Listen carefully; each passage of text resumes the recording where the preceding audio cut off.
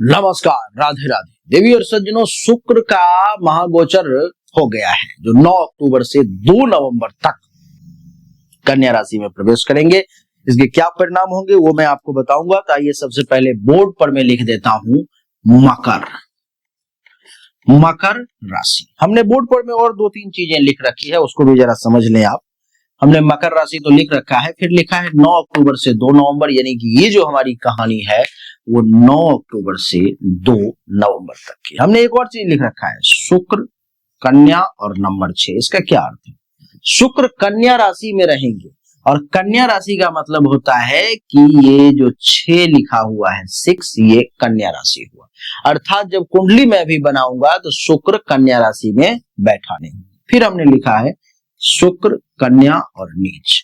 इसका क्या अर्थ है? देवी और सज्जनों, शुक्र जब कन्या राशि में आते हैं तो नीच के हो जाते हैं। इतने आसान भाषा में समझाने का प्रयास करता हूं कि जो ज्योतिष जानता हो या ना जानता हो वो भी समझ जाए। आइए मकर राशि वालों के लिए सबसे पहले कुंडली बना दिया जाए। कुंडली एक निर्माण कर देता हूं। देखो, सब कुछ लाइव कर रहा हूं मैं आपके साथ, ऐसा नहीं कि कुछ लिख करके, कुछ पढ़ करके, कुछ ऐसे करके, नहीं। ये देखो, ये कुंडली बन गया, लेकिन अभी ये किस राशि की कुंडली है ये डिफाइन नहीं हुई है। तो इसके लिए हमें क्या करना होगा कि यहां पर मैं लिखना होगा 10 लिख दिया। तो अब ये 10 नंबरिंग कर देता हूं, 11, 12, 1, 2, 3, 4, 5, 6, 7, 8, 9। अब ये मत समझना आप कि ये मकर राशि की कुंडली नहीं, ये मकर लग्न की कुंडली बनी है। मकर राशि की कुंडली कब बनेगी? जब मैं यहां पर में प्रथम भाव में जहां 10 लिखा हुआ है वहां चंद्र लिख दूं, तब ये मकर राशि की कुंडली बन गई। अब हमने आपको बताया था कि शुक्र कन्या राशि में है और जहां 6 लिखा हुआ होगा वही कन्या राशि का घर होगा। तो इसमें 6 यहां पर में लिखा हुआ है, नहीं तो यहां पर में शुक्र देवता को बैठाना पड़ेगा। अब शुक्र देवता यहां पर बैठ गए। अब शुक्र की यहां से दृष्टि, शुक्र के पास एक ही दृष्टि होती है जो अपने से ठीक 7वें घर को वो देखता है पूर्ण दृष्टि से। तो 1, 2, 3, 4, 5, 6 और 7 यहां पर में ये शुक्र देखेगा इस भाव को।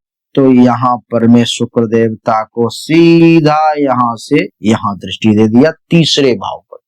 शुक्र इस कुंडली में, अच्छा, तीसरा भाव किस चीज का होता है? साहस, पराक्रम, छोटा भाई बहन, माता की मृत्यु, गला, नाक, कान, छोटी यात्रा इत्यादि का।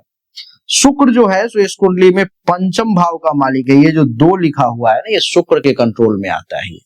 पांचवा भाव जो है किस चीज का होता है? तो संतान का, विद्या का, बुद्धि का, प्रेम का, पेट का और अचानक धन लाभ, धन हानि का। तो इस भाव का मालिक।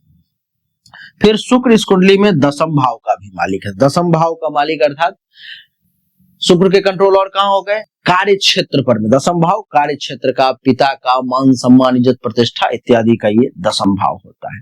अब इन सब का ये देखो आप, 9वां भाव, तीसरा भाव, 5वां और 10वां, इन 4 भावों के कॉम्बिनेशन को देखने के बाद अब शुक्र क्या रिजल्ट देगा, अब मैं आपको उस स्थिति पर में सीधा ले चलता हूं। देवी और सज्जनों, आपकी जानकारी के लिए बता दूं कि शुक्र का महत्व मकर राशि की स्थिति में विशेष है।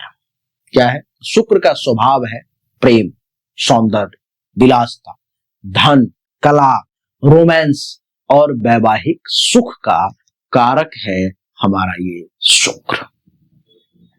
मकर राशि के लिए शुक्र पंचम भाव, यानी कि हमने अभी आपको बताया संतान, क्रिएटिविटी और प्रेम का मालिक।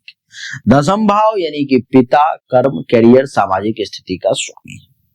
कन्या राशि में शुक्र है तो कन्या राशि में शुक्र नीच का हो जाता है, जिसका अर्थ है कि शुक्र की ऊर्जा कुछ हद तक कमजोर और नकारात्मक हो गई है। देवी और सज्जनों, कन्या राशि में है इसलिए एक विश्लेषणात्मक और व्यवहारिक राशि है कन्या। इसलिए शुक्र का प्रभाव भावनाओं के बजाय तार्किक और व्यवहारिक दृष्टिकोण पर में ज्यादा पड़ेगा, ज्यादा फोकस करेगा, ज्यादा केंद्रित होगा। क्योंकि नवम भाव में शुक्र है, नवम भाव में, और नवम भाव धर्म, भाग्य, उच्च शिक्षा, लंबी यात्रा और आध्यात्मिकता का भाव होता है। इसलिए शुक्र इस भाव में सौंदर्य, कला, सुख सुविधा से संबंधित भाग्य को बढ़ा सकता है।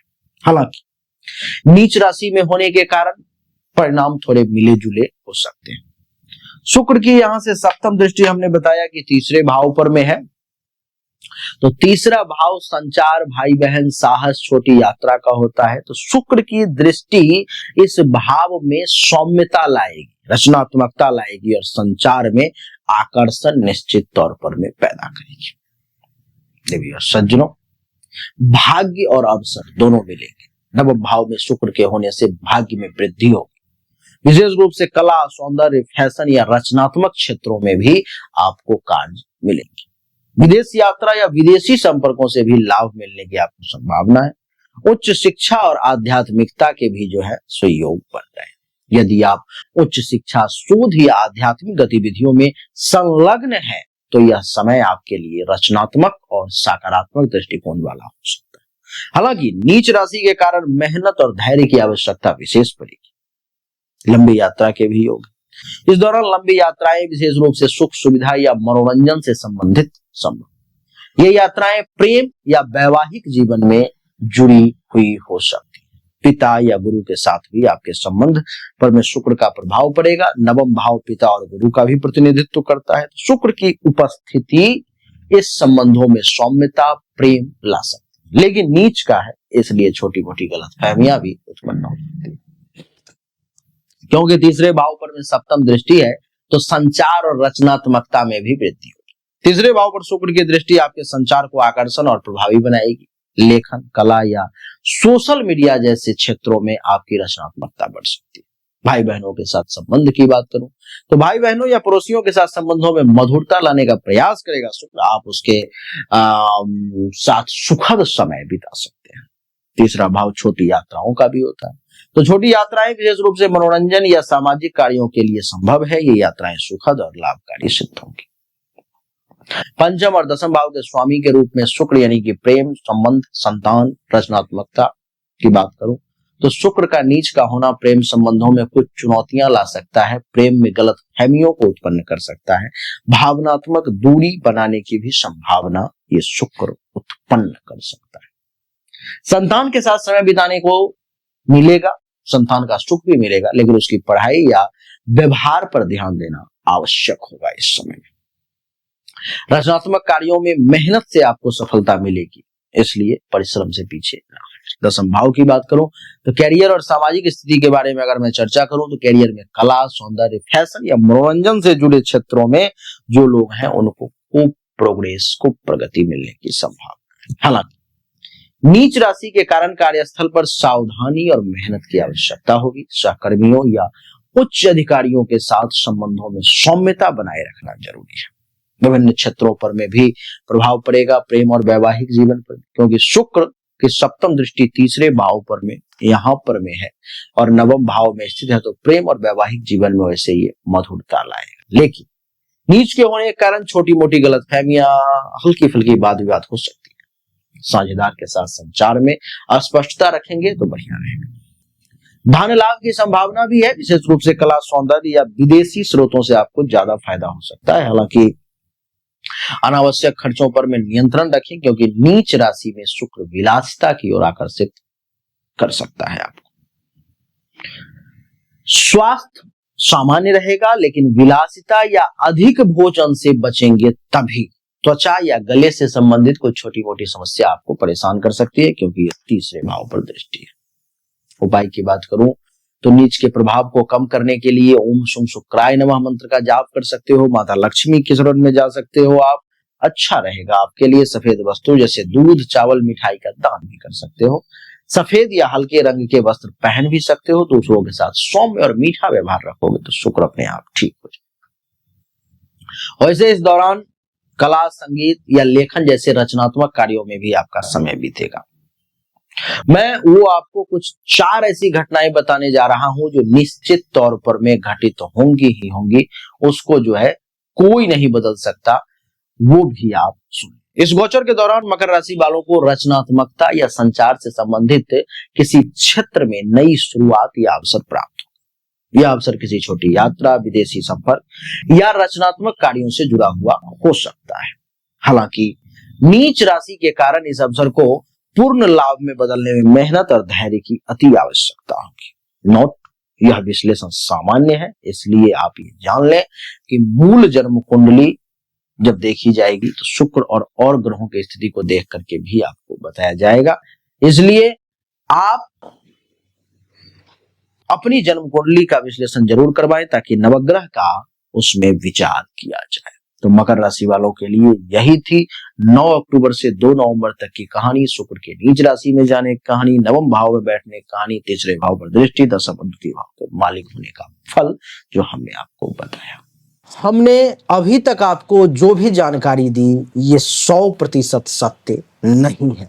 फिर से सुने, 100% सत्य नहीं है। आपने बिल्कुल सही सुना है। ऐसा मैं क्यों कह रहा हूं? क्योंकि अभी तक जो हमने आपको बताया ये एक सामान्य राशि फल है, विशेष नहीं है। विशेष जानकारी, 100% एक्यूरेट जानकारी तो आपको तभी मिल सकती है जब पर्सनली आपके जन्म कुंडली की जांच की जाए, पर्सनली आपके हाथ की रेखा को देखा जाए, तभी तो सिर्फ आपके बारे में सही जानकारी आपको प्राप्त होगी। और जब वो जानकारी प्राप्त होगी तो वो 100% एक्यूरेट होगी। आपको जानना चाहिए, अगर आपको परिश्रम ज्यादा करना पड़ रहा है लेकिन परिणाम नहीं मिल पा रहे हैं, आपको भाग्य का साथ नहीं मिल पा रहा है, जिस पोजीशन पर आपको होना चाहिए उस पोजीशन पर आपसे पहले कोई और पहुंच जा रहा है, इसका अर्थ है कि भाग्य का साथ नहीं मिल रहा है, भाग्य के देवता की स्थिति कुंडली में गलत है, उसको ठीक करने की जरूरत है। दूसरा, अगर आप बहुत परिश्रम कर रहे हो, आमदनी के कई सोर्स को तलाशने की कोशिश कर रहे हो, लेकिन आमदनी बहुत ज्यादा कर नहीं पा रहे हो जितनी इच्छा है, जितनी कोशिश है, तो चेक करने की जरूरत है कि आमदनी के जो देवता हैं उनकी क्या स्थिति है कुंडली में, आखिर आमदनी क्यों नहीं बढ़ पा रही। अगर आप पैसा तो कमा रहे हो लेकिन बचत नहीं कर पा रहे हो, लाख प्रयास करते हो लेकिन फिर भी कितना भी पैसा कमा लूं, कितनी भी कोशिश कर लूं, बचत नहीं हो पा रहा है, तो आपको चेक करने की जरूरत है कि जन्म कुंडली में जो धन धान्य संपत्ति के बचत की देवता हैं, जो बैंक बैलेंस के देवता हैं, उनकी क्या स्थिति है, क्यों ऐसा हो पा रहा है। लेकिन इन सब को चेक करने के लिए पर्सनल आपकी जन्म कुंडली की जांच करनी पड़ेगी, तभी जाकर के वो पता लग पाएगा। देवियों सज्जनों, चाहे कोई बीमारी है जो आपको बहुत परेशान कर रहा है, बहुत परेशान कर रहा है, आप ठीक नहीं हो पा रहे हो, चाहे आपका विवाह नहीं हो रहा, वैवाहिक जीवन में अथवा परेशानी आ रही है, मामला तलाक तक पहुंच गया है या विवाह हो ही नहीं पा रहा है, जिस काम को करने की कोशिश कर रहे हो हर काम में रुकावट आ रहा है, जमीन मकान गाड़ी चाह रहे हो लेकिन हो नहीं पा रहा है, तो इन सभी शंकाओं का समाधान जन्म कुंडली देखने के बाद ही मैं आपको दे सकता हूं। उसके लिए सामने दिए गए नंबर पर मैं अपनी जन्म तारीख, जन्म समय, जन्म स्थान दोनों हाथ के हथेली का फोटो अवश्य भेजें। जो शुल्क है जमा करें, इंतजार करें, आपको जानकारी अवश्य मिलेगी। अच्छा लगा तो वीडियो को लाइक करें, शेयर करें, चैनल को सब्सक्राइब करके इसके बेल आइकन के बटन को दबा दें। राधे राधे, राम राम।